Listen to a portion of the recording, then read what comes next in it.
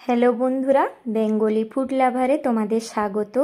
আজ আবার একটা নতুন রেসিপি নিয়ে তোমাদের সাথে শেয়ার করতে চলে এসেছি। আজ বানাবো ইলিশ মাছের মাথা দিয়ে বাঁধাকপির ঘন্ট। সবার প্রথমে আমি একটা বাঁধাকপি এখানে কেটে নিয়েছি, ভালো করে পরিষ্কার করে নিয়েছি।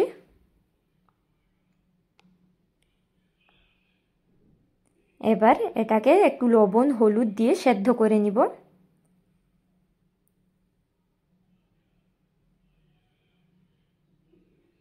পরিমাণ মতন লবণ হলুদ দিয়ে ঢাকনা দিয়ে 15 মিনিটের জন্য সেদ্ধ হতে দিব।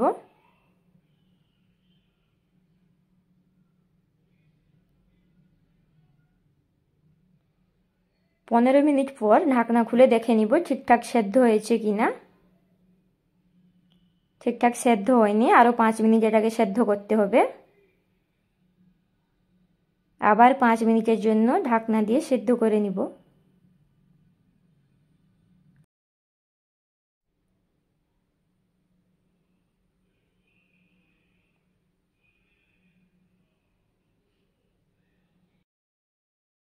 এবার বাঁধাকপিটা ঠিক করে সেদ্ধ হয়ে গেছে। এবার এটাকে একটা পাত্রে নামিয়ে নিব।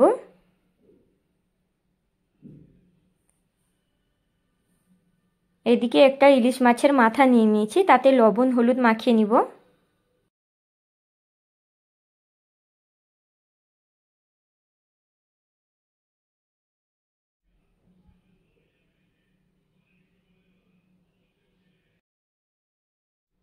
লবণ হলুদ ভালো করে মেখে নিয়েছি। এবার কড়াইতে পরিমাণ মতন সর্ষের তেল দিয়ে মাছের মাথাটাকে ভালো করে ভেজে নিব।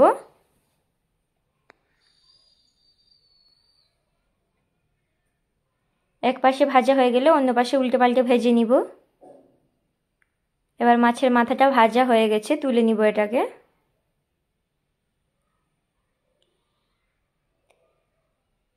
এবার সেই তেলে দিয়ে দিব শুকনো লঙ্কা, গোটা এলাচ।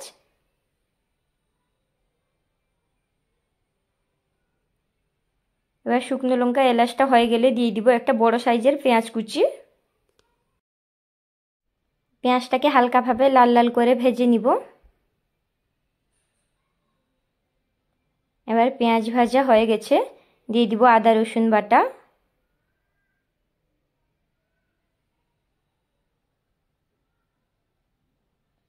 আদা রসুনটাকে হালকাভাবে ভেজে নিব পেঁয়াজের সাথে।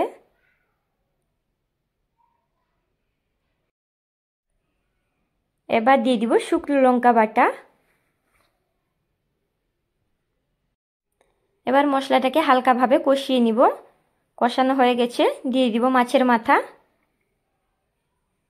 এবার মাছের মাথাটাকে দিয়ে গুঁড়ি গুঁড়ি করে ভেঙে নিব।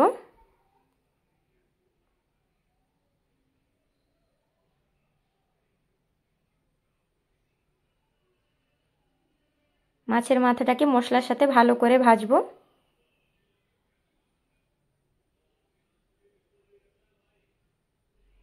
এবার দিয়ে দিব সেদ্ধ করে রাখা বাঁধাকপি।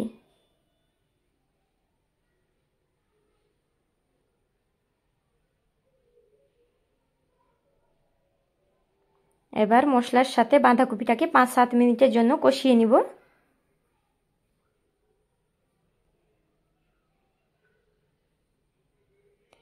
এই রেসিপিটা তোমরা ভাত, রুটি, পরোটা সব কিছু দিয়েই খেতে পারো। আমার মাছের মাথা দিয়ে বাঁধাকপি রেসিপি তৈরি। এবার এটাকে একটা পাত্রে নামিয়ে নিব।